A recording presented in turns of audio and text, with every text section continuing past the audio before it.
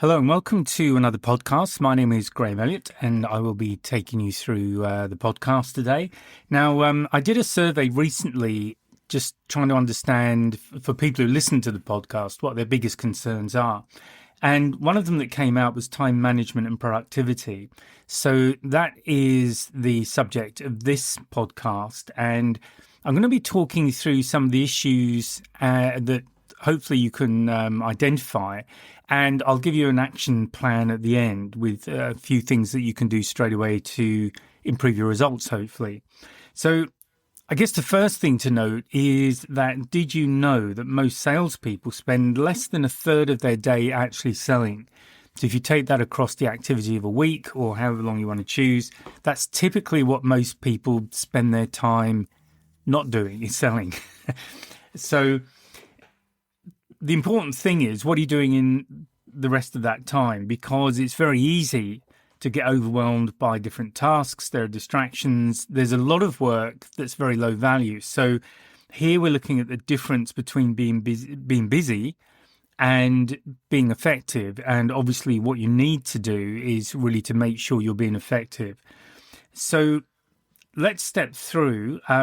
Clearly there is a link between productivity, as in being effective, and revenue. So if you're spending most of your time on things that are not really helping you to hit revenue, then it's hardly surprising that a lot of people don't make target. In the last podcast, I spoke about that. And this is where some of the problems lie, at least. One of the common traps that salespeople fall into is to start working on diverse tasks, or they'll get into email rabbit holes, or you're researching something and you'll get distracted.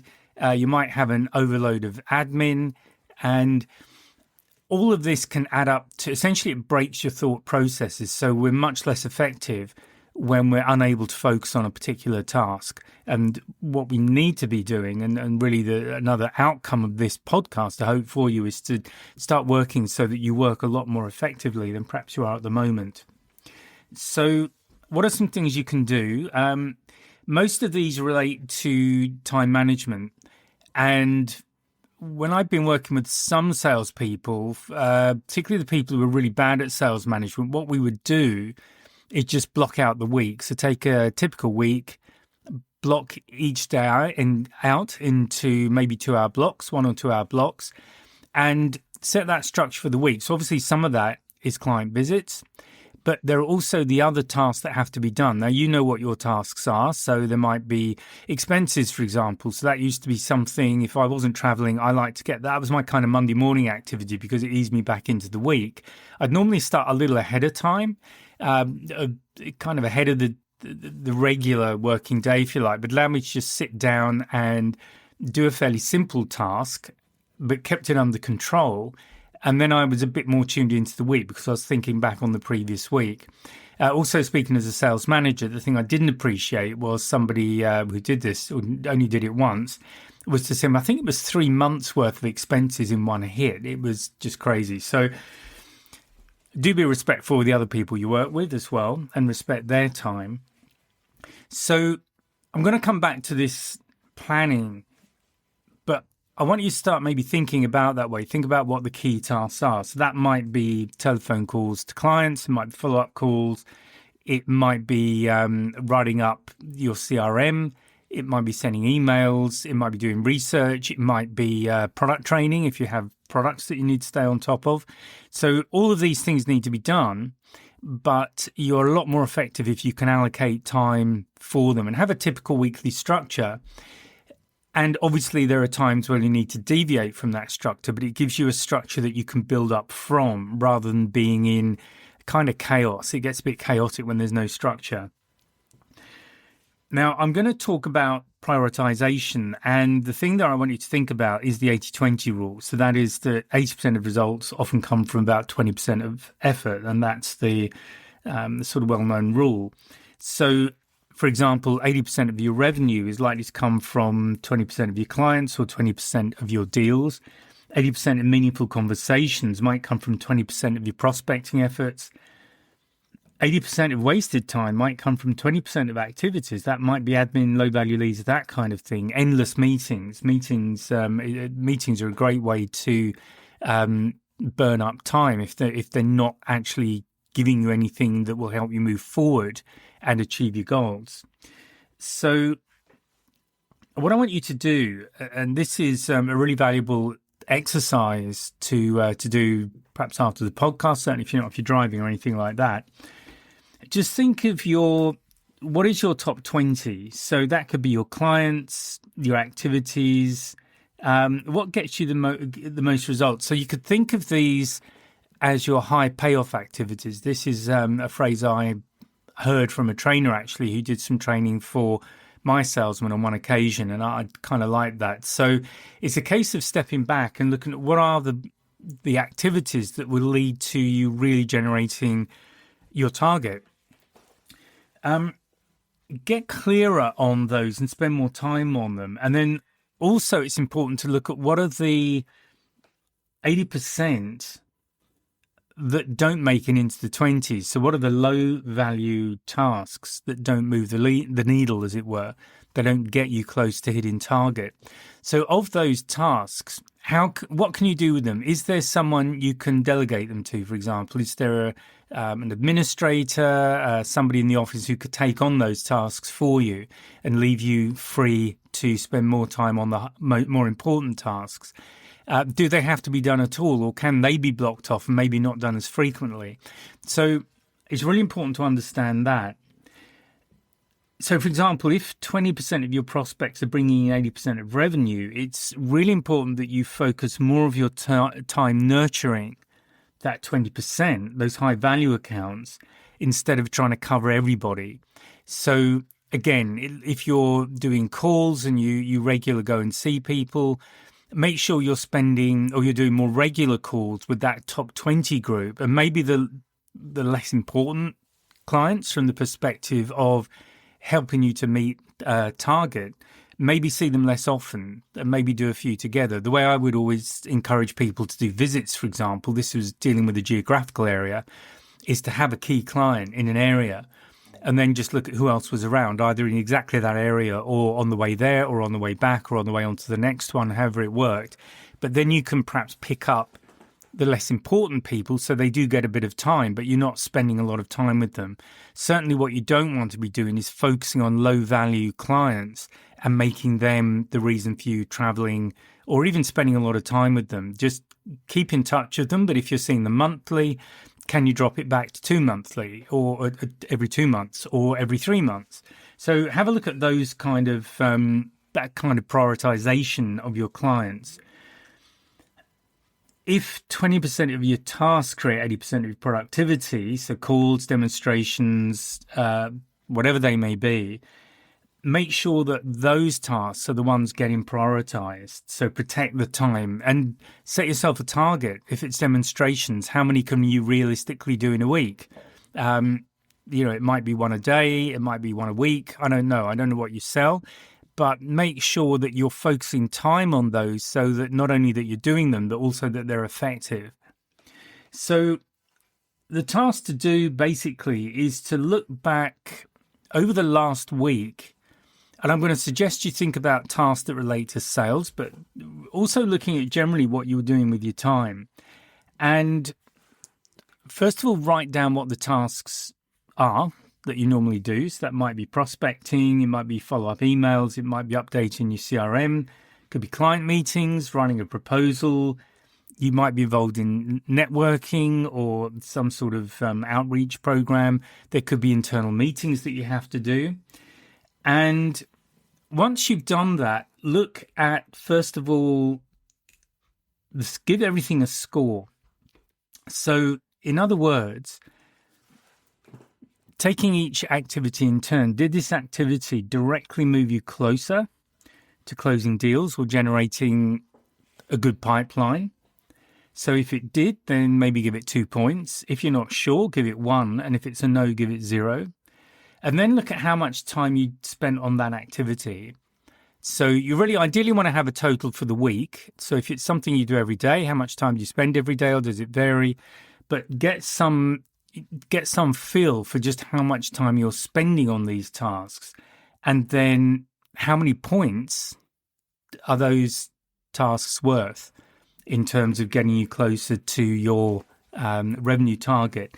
And this will help you to identify the top 20%. So I like to write things down. I like to draw circles around things so I can really see what's going on. So circle the things with the highest impact score, so the ones that actually create sales conversions, meetings, deals, that kind of thing. Look at how much time you're spending on those versus everything else. And usually what you'll notice is that a small number of activities create the majority of your pipeline or of your revenue, depending on how you're operating. So the key thing to do with that is then to just make sure that as a priority, you are spending as much time as you can, really, or certainly as much time as is genuinely needed on those high value activities. And as I've said, look at how you can perhaps spend less time or no time on the low value activities if there's some other way of having them carried out. Now, I want to talk about one other thing, which is about mindset and habits. So these also, I think, are very important to help you get productive. So the very first thing is looking at your own energy. So making sure that you get enough breaks, that you're getting hopefully good sleep. What you don't want to do is do burnout. And I've seen this with a lot of people. I've fallen into that trap myself at times, that you just see so many tasks. And this is bad if you're one of those people who likes to do everything themselves. So there can be a real challenge there to delegate. But this is where the exercise I've just taken you through is really valuable, because it starts to become very clear on what the important things are. And I think the truth with a lot of people is they're actually not spending as much, or maybe not anywhere near as much time on those important tasks as they warrant. They're actually spending a lot of their time on tasks which they might enjoy doing, they might feel comfortable doing them, but they're really not helping. And so it's good to be honest with yourself if that's the case, just to step back and, again, look at objectively at how you're spending your time. But do avoid burnout. And this often comes from just doing too much. And in fact, if you're feeling overwhelmed, which is another issue that we can face when we've got a lot of tasks to do, typically we get overwhelmed because we're looking at everything. We're looking at all of the tasks that need to be done, and we're looking at how do we do them now, all of them. So the way to get around overwhelm, again, is to firstly write everything down, prioritize each task. And I've just given you some guidelines about how you can do that. And then focus on the high priority tasks first, because you need to get those done. Obviously, they're the most important tasks. But in focusing on one thing at a time, I think you'll find, I certainly found, that was a great way of handling overwhelm. And it's a really good feeling when you start getting something done, when you get that list of things to do and you're able to start crossing things off the list. So do protect your energy, because we're also much less effective when we're tired or exhausted or burnt out, or whatever it is. So do respect yourself and your energy. Also look at being disciplined. So don't set boundaries, be realistic about what you can do, and also say no when you have to. A lot of people will just say yes to everything, and then they get completely overwhelmed and they get into all sorts of trouble. So if you're asked to do something and you really don't have the bandwidth to do it, then say, no, I'm sorry, but I can't do that at the moment. I just really don't have the space to do that. A good thing as well to do is to be consistent. So however you decide to structure yourself and your time, do try and get consistent with it, because then it will become a good habit, and then you won't even be thinking about it, but you'll be doing the way you're handling your time will be far more productive. It's a bit like going to the gym. There's that old thing about, you kind of make yourself go initially, you form it into a habit, and then you don't, things start to happen. So it's really important to be consistent. One of the things that I like to do is to round up each day by just looking at the top 3 things that have to be done the following day. So that allows me, while I'm kind of in that mindset, in that moment of working in the day, I'm going to stop because I respect myself for my energy. So I know where I need to pick up the following day, but get very clear on what those 3 things are. And what I also recommend is that you don't have a list of more than 3. And again, that's also comes from a lot of experience. I have started the day with lots and lots of things to do. And generally, I'll find that I haven't been able to do most of them by the end of the day, plus other things have come up. And so I start the following day with an even longer list. And this can get very demotivating because you just feel like you're constantly drowning in a sea of tasks. So this is where the prioritization I've spoken about is really important. And this is where limiting it to 3. So if you do more than 3, that's a bonus. But do be realistic about it. Do pick the 3 things that have to be done, or maybe there's only 1 thing has to be done and 2 nice to do. So whatever it is, but work on 3 because that generally is achievable. If your days are anything like mine, usually there's a lot of interruptions, so all sorts of things happen that you weren't thinking of. And I found that 3 things is probably the realistic number to be working with. So really, to recap. I'm going to keep this short because, I think that the basic point's fairly simple, actually. So just to recap, first of all, I really do recommend that you look at some structure, but the place to start, first of all, is look at what you're doing in your week. So do that exercise. Look at what you do on a typical week. If last week wasn't typical, then fine. What's a typical week for you? List out all of those tasks, rate them in terms of their importance. Are they a 2? They're really important. Are they a 1? Not sure. Are they a 0 where they're not important or don't contribute to your numbers? And then look at how much time you spend on them. And if you're not sure, then just keep a diary for a week or 2. Just write down how you're spending your day. That's a very good way of really getting accurate. And the more accurate your numbers are, the clearer the picture is. So do that. And then look at where you're spending your time. So the high scoring activities, that needs to be where you're definitely spending time. And then when it comes to setting out your timetable for the week, again, make sure those high payoff activities are the ones that get the time they need, whether that's something that's done daily or for a certain number of times in a week, and then work in the other things. And where you can, just delegate the things that don't help you at all. The other thing to look at is, I think, discipline. Don't get distracted. It's very easy to dive down rabbit holes, but I really recommend that you don't, and you really stay focused as much as you can. If you do need to do research and things like that, by all means, put time aside. That could be a Friday afternoon activity, or, when if things are quieter where you are on Friday generally, then maybe that's the time to do some research.